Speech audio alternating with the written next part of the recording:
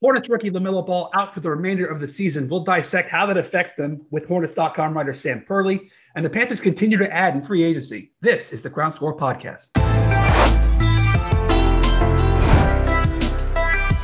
Welcome to the Ground Score Podcast alongside Reggie Walker. I'm Kevin Stewart. John Ellis is not here this week. He'll join us again next week. We're going to get right into it with Hornets.com writer Sam Perley. Sam, thank you for coming on. Thank you for having me. Well, we received news Sunday night that we didn't want to. LaMelo Ball fractured a bone in his right wrist, reportedly out for the season. Sam, first and foremost, can you put into words how devastating of a loss this is? Yeah, it's really tough. I think last night we were all you saw the fall against the Clippers and you thought nothing of it and he stayed at the game. And then he's originally listed as wrist soreness and then kind of go through the protocols and the MRIs and stuff like that. And unfortunately, it's just a tough break. I think what kind of gets lost in this is how devastating it is for LaMelo. I think he loves playing basketball. He loves his franchise, he loves his city. Teammates love him, and just not having that opportunity right now is really, really tough, especially since the Hornets were becoming really, really fun to watch, really captivating. So it is tough. I actually just finished availability with JB in San Antonio, and he kind of addressed it and basically said, it was emotional. It's tough. You kind of had your pity call. I had a pity party last night. We wake up today and we move forward, and you got a game tonight. So they've been in this situation in terms of guys stepping up for injury this year, and this is a very resilient team. You've seen it at the end of games many, many times this year. You've seen it in guys stepping up, being out for one reason or another. So obviously it's tough because he is so good and he has really kind of shifted things for this franchise. But sports, that's what it is. It's sports, and you got to figure it out. And it's the cliche next guy up. So that's kind of how they're operating moving forward. I want to take it, and I'm going to keep it on the court, but in a kind of a weird way, slightly off the court. This is a team that right now, obviously they lose LaMelo, but they're in a stretch of about, I think it's like 9 out of 11 games on the road or something like that, or 11 out of 13 on the road. It's a really, really weird stretch. And but it's an opportunity for this group to get even tighter and continue to build that chemistry.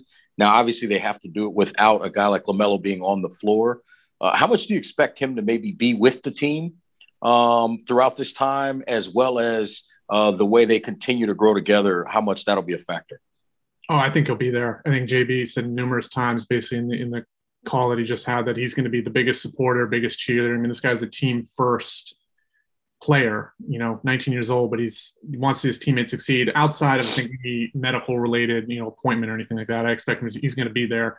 I think, I think JB brought up an interesting point too, and I kind of agree that, maybe use this as something to bring the team together, kind of rallying around him, winning, performing, going out, getting some tough wins for him. It's kind of the cliche, storybook kind of narrative, but who knows? You got to turn this into a positive in some capacity. You can either sit around and feel sorry for yourself that you don't have this guy available for the foreseeable future, or you can get guys like Devontae Graham, who was a full-time starter last year and started at the start of this year. Terry, Malik, Martin twins, Gordon too. They're all going to take on a look. These guys are not. This is not totally unforeseen, some of the roles these guys are going to be stepping into, some of the guys in the backcourt. So that's what you have to do. You have to use it for a positive. You still have 30-something games to go. You're still in the thick of the playoff race. Other teams have injuries, and you just got to – look at the Lakers right now.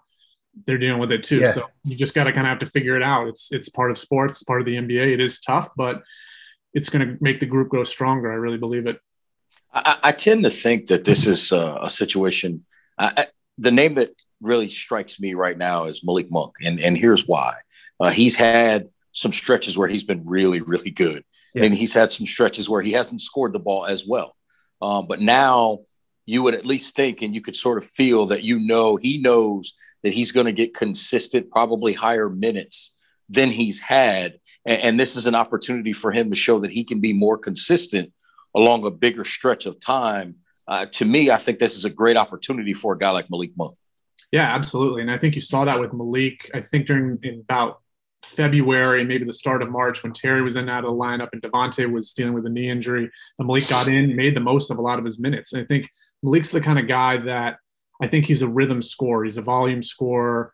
He's finding other ways to impact the game. He's finding different ways to create offensively.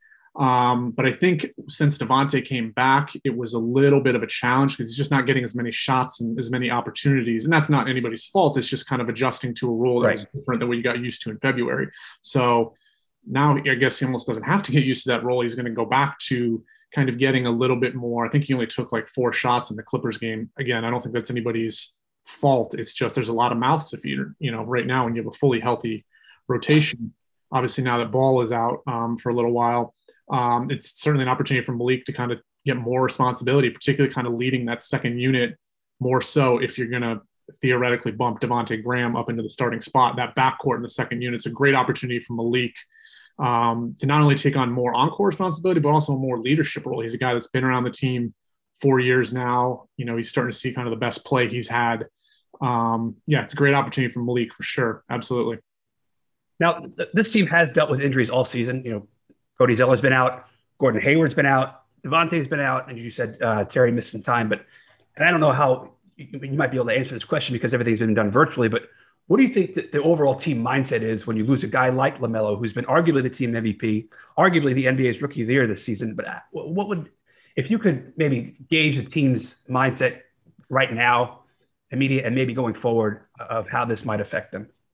I think the team and even the organization, I'll include myself there. And last night you're sad. Like there's a sadness to it just because how much this guy already means to the franchise 30, 40 games in, how much you can see how much he enjoys playing basketball, and to know that he's going to be deprived of that for the foreseeable future is sad. I mean, that's just kind of a human personal standpoint on it. I think, these guys have all been on teams before. I mean, Gordon Hayward's a perfect example. He's dealt with this. Right. As I've been on the other side of it, very notably a few years ago with the leg injury and having to kind of recover from that for 2 years. So, he knows what it's like to see a team rally around, and that team, I think the Boston, the year he went to, the year he broke his leg, I think that Boston team actually ended up going to the Eastern Conference Finals on a bunch of young guys like Jason Tatum and Jaylen Brown when they were rookies. So that was a perfect example of kind of responding. So I think it's initially you kind of feel sad. You feel sad from a personal standpoint, but these guys are all capable. They've all been in big spots. They've all been in big moments. You've got great veteran leadership. You've responded to injuries in the past. And I think you wake up today and, hey, we got a game against the Spurs tonight. Not, no amount of feeling sorry for yourself or feeling bad is going to get LaMelo's wrist to heal anytime soon. So we're going to go out, we're going to play for him, we're going to play for ourselves, we're going to pick each other up. And that's kind of the ultimate team approach, I think. Now, if you compare this year to some years previous, and I don't want to get too deep in the weeds here on what happened in the past, but then you have a draft this year to where many people felt like it was essentially a 3-player draft. And a lot of people, including myself, thought LaMelo was the best of the, quote, 3-player draft at the top anyway. He ends up in Charlotte. Charlotte didn't have to do anything in terms of moving up or anything like that to get him. That excitement level that he's brought, being the number 3 overall pick, what has that been like, not only around the team, but obviously around the city? How has that really galvanized this team as well? It's hard to put into words because I think it's obviously just been kind of a weird year with not having fans initially, and you have some fans back, but it's not at full force yet. And I've been to a couple of the games since fans were allowed back after the All-Star break, and you can see there's lots of LaMelo Ball jerseys in the crowd. There's an interest. You hear national reporters talking about the Hornets for 10 or 20 minutes on a segment on the Ringer and ESPN, and you talk about League Pass games. And that, I think, has kind of been the part that is most surprising to me. It's just the national recognition. And I think as a basketball fan in Charlotte, and you see your team getting nationally recognized in a small market and be, hey, I want to go watch the Charlotte Hornets play. There's a certain level of pride, and it just feels good. It feels good to be living in the city and rooting for the team that other people in other cities want to watch. So it's hard to put into words kind of the impact that he's had. And you can also say the impact he's had, when he goes down, just the outpouring of sadness and disappointment. And, we just love watching him play so much. And I think I think that you can also see it kind of in the situation they're in right now. So It is tough, but, I think short term, it's obviously very disappointing, but long term, I mean, he's going to be 20 in August. It's still pretty young. So long-term picture is really good. You can clearly say he belongs. He's much further along than I think people initially expected at the NBA level. Thankfully this injury is kind of more of just an accident and not something that's like chronic, like a torn ACL or something really serious to a lower extremity. So it is tough because you want to see more of what's happening right now. You want to see more. You want to see more of that excitement. But I think this team's got a lot of exciting players on it. They're going to step up. You have a chance to see something really special and see how this team responds. And long term, the picture is very bright for the Hornets. No, I agree with you. And you said he's going to be 20 years old in August. And when I watch him play, I have to constantly remind myself that he still is only 19. I mean, he plays beyond his years. Yeah. And he hasn't been the only one opening eyes this season. And this is the last question for you. We'll let you get on with your day. But Terry Rozier has been amazing this year. Miles Bridges continues to improve. Gordon Hayward has lived up to that contract. Aside from LaMelo, who has been your team MVP so far this season? Man, I could take the easy way out and just name a bunch of guys, but I would say kind of the collection of the internal growth the team has made. I don't know, that's kind of like a cop-out a little bit, but when you don't going back to last year, you don't play a game from March, you have a workout bubble in September, and then you don't play again until December. So you go 9 months without playing a game.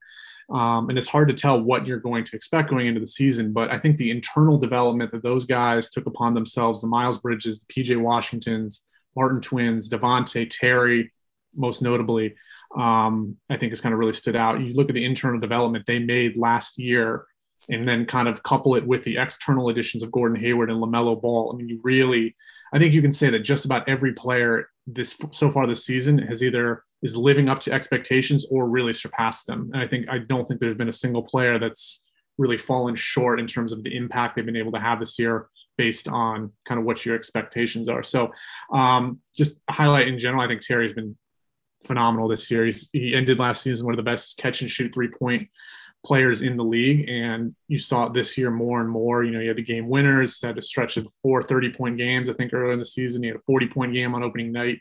And he's going to take on a big role here coming up. There's going to be balls going to be in his hands a lot more coming up in the next several weeks with LaMelo out. Devontae, same thing. Malik, we touched on. Martins. It's going to take a lot, but I think this team can kind of get it together. And they've shown that they're continuing to get better. They're continuing to get better. So it's tough. Overall, it's tough, obviously, what's transpired. But I think there's an element of me personally. I'm excited to see how this team responds because this is what's going to make them even stronger going into the next 3 or 4 years. Hopefully with this kind of core group of players. He is Sam Perley. You can follow him on Twitter at Sam_Perley. Sam, thank you for stopping by. Thank you for having me. Much appreciated. Appreciate it, Sam. While we wish LaMelo Ball a speedy recovery, the Panthers have been surprisingly active in free agency so far. Last week, they told you they added depth to the offensive line. But since then, they've added Dan Arnold, tight end from Arizona. Rashawn Melvin, a quarterback, but this is going to be his 10th team in the league since he was drafted in 2014. Morgan Fox, defensive tackle from the Rams. Denzel Perryman, a middle linebacker from the Chargers. David Moore, wide receiver from Seattle. And every time I hear that name, I'm reminded of that game-tying touchdown he caught here at Bank of America in 2018, late, an eventual loss, which was in the middle of a horrific losing streak. But the signing that I'm looking forward to most, Reggie, is Hassan Redick on a 1-year prove-it deal from Arizona. Yeah, I think his versatility brings a lot to this football team. And, the thing that I think has been interesting about all of these signings, right, is whether or not we know, because we don't, how well each particular player is going to pan out, whether it's Perriman, who you talked about, whether it's Redick, it doesn't matter. What I do like is they've addressed all the positions of need in some way, shape, or form. And to me, that's all you can do is address the positions of need and then hope that those players turn into the players you need them to be. So from that standpoint, I give the front office a lot of credit. Now, getting to Redick in particular, listen, I think this gives them a great opportunity. This is a guy that had double digits in sacks last season. I want to say 12 and a half. You put him on one side, You've got Brian Burns on the other side. Yep. Now, all of a sudden, if you want to play this 3-man front and let those two guys come and attack, I'm okay with that. What I don't want to see is a bunch of Hassan Redick and a bunch of Brian Burns dropping into coverage. with all due respect to those guys and their talent and their athleticism, that is not what they do best. So as long as these guys are cut, that's exactly right. So as long as they're coming forward, coming downhill, trying to get after the quarterback as much as possible, I love the setup. I love the fact that they can play on opposite sides. We've talked about what the three guys up front can be, whether it's Gross Matos and Derek Brown, however you want to play that up front, you can do that because you have some of those pieces, but you got these two guys on the edges that can really get after the quarterback. And then Perriman, allowing him potentially to be inside there, because obviously in a 3-4 set, you're going to have him probably alongside Shaq in the middle there. That gives you a great setup, a great opportunity for some guys that can get sideline to sideline and make some plays in the running game as well. So if it pans out, this defense has gotten much better. The question will be how well all these guys play. What I like most about Redick's contract is it's a one-year prove-it deal. And in a year where the cap has gone down, everybody, especially with this new, what was it, $11 billion deal that the NFL just signed? Absolutely. TV rights. Everything's going to go up next year. So you get Redick in the building, you get him a year in the organization, and if he plays up to the expectations, you can then lock him up long-term. And then you'll have that financial flexibility where you can really build that and progress this defense going forward. Oh, I totally agree. And that's one of the things I've liked about a lot of their signings is that there's not a whole lot of long-term money attached to these guys. David Moore's a one-year deal. You look at the linemen they signed. Yeah, there's 3 years of contract in there, but there's only 3 years of contract in there, right? Between two different guys. That's a positive to me. You're not marrying yourself to these players long-term. Yeah, are the numbers kind of bigger than maybe some people would expect? Probably. But at the end of the day, this is a year that players also know, hey, this is 1 year deal time. I can get as much as I want in this 1 year and then figure it out. Teams have to understand that as well. I think what the Panthers have done generally so far is not get themselves locked into anybody too long, but they've addressed so many positions of need. I think that this is an organization that at least has showing us that they have a plan.